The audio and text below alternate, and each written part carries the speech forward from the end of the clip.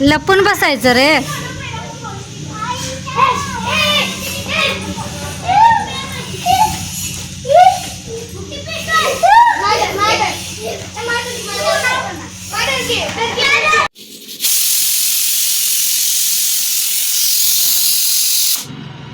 तुम्ही जर स्वप्न पाहू शकता तर त्याला पूर्ण हे करू शकता. हॅलो नमस्कार, मी प्रतिभा तुम्हाला सर्वांचं स्वागत करते आपल्या चॅनलवर, ज्याचं नाव आहे ब्लॉगर परी.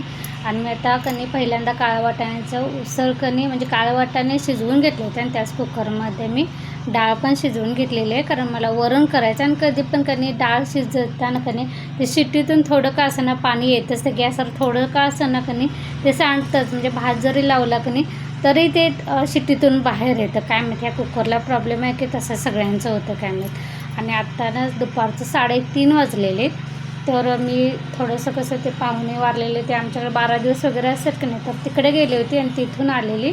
आणि मी आल्याला लगेच थोडंसं फ्रेश झाले आणि कलिंगड येताना घेऊन आली होती, कारण कसं उन्हामुळं असं जास्त त्रास होते आणि जरासं कलिंगड वगैरे खाल्लं की बरं पण वाटते.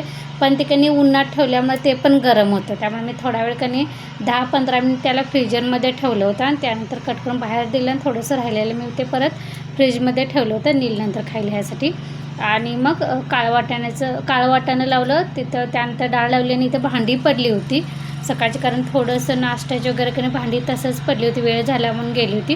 तर ती पहिल्यांदा काढून घेतली, कारण कसं मग ती कट्ट्यावर तशीच पडली की काम आवरायला पण सुधरत नाही. पहिली पण थोडी लावायची होती, ती लावली आणि दुसरी थोडी घासून खाली ठेवलं, कारण वर ओटा रुंदीला कमी असल्यामुळे ते भांड्याचं जाळं ठेवलं अशी गर्दी वाढते आणि काम पण सुचत नाही.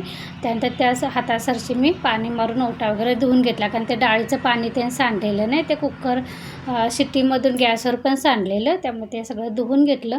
आणि इथं माझा भात झालेला आहे. काळ्या वाटाण्याची उसळ पण माझी फोडणीला टाकलेले आणि आता फक्त माझं वरण करायचं आहे.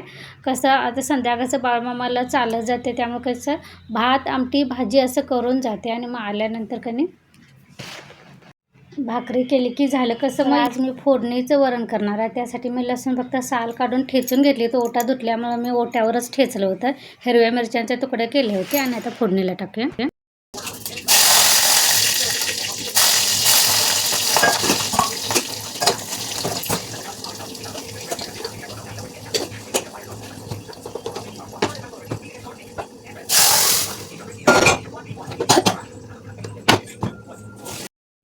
तर मी लगेच डाळीचा कुकर पण घासून घेतला आणि म्हणजे कसं आल्यावर भाकरी केल्या की झालं. मग आल्यावर सगळं करायचं म्हटलं की कंटाळा पण येतो, नीलला पण भूक लागलेली असते आणि मग गडबड होते. त्यामुळे कसं थोडंसं आवरून गेलं आणि आल्यावर थोडं केलं की बरं वाटतं. तर इथे मला हे बघा काळ्या वाटाण्याची उसळ आणि डाळीला पण आता आपल्या उकळी येऊ दे, 4-5 मिनिट बारीक गॅसवर उकळी आली की घट्ट असं वरण चांगलं लागते. आता वरण फोडणीला टाकलेले, आता 4-5 मिनिट बारीक गॅसवर शिजतोपर्यंत मी पण थोडंसं फ्रेश होते, कारण कसं आल्या लगेच जेवणाला घातल्यामुळे कट्ट्याजवळ असं जास्तच गरम व्हायला चालू होतं आणि काय सुचत नाही आणि आवरणं तर गरजेचं आहे, कारण मग येऊन पण कंटाळा येतो आहे. आणि कसं 6ला तरी मला बाहेर पडायला लागते, कारण चालत जायचं म्हटलं आरतीपर्यंत पोचायला लागते. तर आता मी थोडंसं फ्रेश होऊन आलेले आणि इथं पाणी प्यायला घेतलेलं आणि मला काही नाही दिलं तर चालते, पण पाणी भरपूर प्यायला लागते. माझ्या सगळ्यात आवडीचं पेय म्हणजे पाणी असते. पाणी पिण्यासाठी मला तहान लागावे असं पण आहे. दुसरं जरी तुला चहा घेणार आहेस, दुसरं जरी पाणी पिताना दिसलं तरी मला पाणी प्यावं असं वाटतं. तर ते आता बाकीचं सगळं एकदा आवरलं मनाला समाधान पण वाटतं. नाहीतर मग ते देवाच्या दारात पण लक्ष नाही लागत. काम माझं तर असं काम समोर असलं माझं कुठंच लक्ष लागत नाही. आवरायच्यासारखं डोक्यात तेच विचार असतात, त्यामुळे मी शक्यतो आवरूनच जाते. तर इथं चहा वगैरे झालेला, झाडू वगैरे सगळं आवरलेलं आहे. आणि मी आज साडी नेसलेलं. 1-2 दिवस मी ड्रेस घातला, म्हटलं चला आता सगळ्या जणी छान अशा साड्या नेसून आलेल्या असतात. म्हटलं चला आपण पण साडी नेसूया. साडी नेसायचा काय प्रॉब्लेम नाही, पण ते चालायला जमायला पाहिजे, सावरायला जमायला पाहिजे, कारण तिथे गर्दी पण खूप असते. तर आणि ही साडी जवळजवळ माझी 8-9 वर्ष झाले असेल. दादाचं गोट्याचं पूजा होते त्यावेळी ते पेहराव घेतात ना, त्यावेळी घेतलेली. आणि साडी खूप छान, कलर अजिबात गेला नाही, की त्याचं वर्क पण थोडंसं सुद्धा असं सैल झालं नाही की त्याचा कलर गेला नाही. म्हणजे आहे तशी साड्या म्हणजे साड्यांचा वापर कमी असतो त्यामुळे पण असेल, पण क्वालिटी पण ह्या साडीला खूप छान आणि दिसते पण छान साडी. म्हटलं आज खूप दिवसांनी कधी ही साडी नेसायला, कारण खूप दिवसांनी म्हणजे वर्षांनी असेल, मी 2-4 वेळाच नेसली ही साडी. आणि त्यानंतर हे बघा लोशन लावते, कारण माझं कसं त्वचा कोरडी असल्यामुळे आणि घाम पण येते ना. आता गरमी पावडर वगैरे नाही लावत, कारण फक्त लोशन लावलं म्हणजे कसं उन्हानं थोडंसं कधी चेहरा असा रापल्यासारखं होतं, तर तसं होत नाही आणि थोडंसं चेहऱ्याला आपल्याला म्हणजे स्किन खराब होत नाही ह्यासाठी. तर चला, आणि माझ्या भव्या तर म्हणजे ओरिजिनलच दाट असल्यामुळे आणि काळ्या असल्यामुळे आणि आकार पण व्यवस्थित असल्यामुळे मला जास्त काही करायला नाही लागत. ते एक बरं नाही, तर माझ्याच्यानं काही घडलं नसतं बाकीचं सगळं. तरी ते आता टिकली लावल्यानं तर आवरून मी बाहेर पडते, कारण मला जाता जाता वाटेत मावशीला पण सोबत घ्यायचं आहे, कारण कसं एकट्याला जायला नको वाटतं. त्यामुळे पलीकडल्या काकी एक असतात, पण त्या आज काही येणार नाही आहेत. कारण कसं त्यांचा 7 दिवसाचा उपवास असल्यामुळं कसं फळ आणि दूध फक्त खायचं, त्यामुळे कसं चालत जाताना का नाही असं भेंडाळायला पण होते, त्यामुळे आज त्या नाही म्हणाल्या उद्या येते.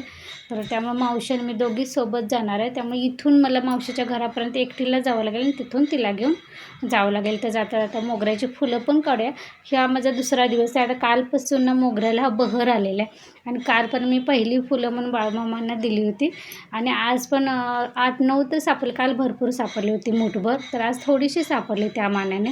तर ते जाता जाता काढूया, म्हणजे कसं देवाला वाहायला पण बरं वाटतं. आणि मला शक्यतो कधी झाडाची फुलं वगैरे मोगऱ्याचं वगैरे कसं सुगंध कसं रात्रीच्या वेळी कनी इतका भारी असं शांत वातावरणात कनी ह्या फुलांचा सुगंध भारी वाटतं, किचनमध्ये रूममध्ये वगैरे आला कनी भारी वाटते. त्यामुळे शक्यतो तोडत नाही, कारण मला ते केसात घालण्यापेक्षा ना झाडालाच ठेवायला आणि झाडालाच बघायला छान वाटतं. तर चला, आता मी आता इथे मावशीच्या इथे ती आवरते, मी बसले बाहेर, कारण बाहेर मुलं खेळायला लागलेत त्यामुळं.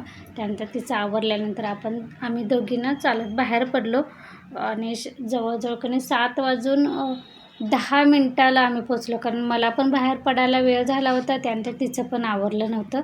त्यामुळं कसं आम्ही चालत जायला, त्यामुळे थोडंसं वेळ लागतो आहे. तर मग आज इतर वेळी कसं 6:45ला तरी देवळात पोहोचते, आज 7:10ला पोचलो, आणि 6:15ला आरती असते, बरोबर 7:15 तर आम्ही पोहोचल्यानंतर बाळमामांची आरती केली, आणि त्यानंतर इथे ना आता दत्तांची आरती चालू आहे. त्यानंतर आम्ही थोडा वेळ बसलो, भंडारा वगैरे लावला, तीर्थ घेतलं, आणि तिथून मग बाहेर पडलो.